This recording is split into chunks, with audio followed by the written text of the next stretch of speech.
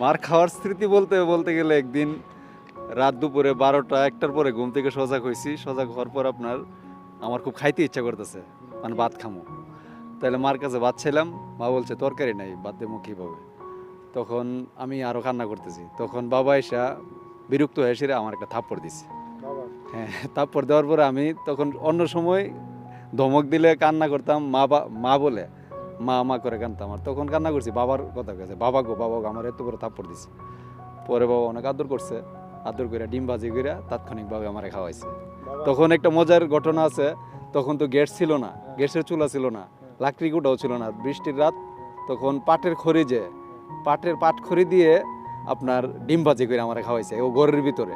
বাইরে তো চুলা ছিল, চুলা ভিজে গেছে। তখন শুধু পাটখড়ির মধ্যে আমার বাবা পাটখড়ির মধ্যে আগুন ধরে রাখছে, আর আমার মায় ওই পাটখড়ি দিয়ে ডিম ভাজি করে তখন আমার খাওয়াইছে। এটা একটা মজার স্মৃতি।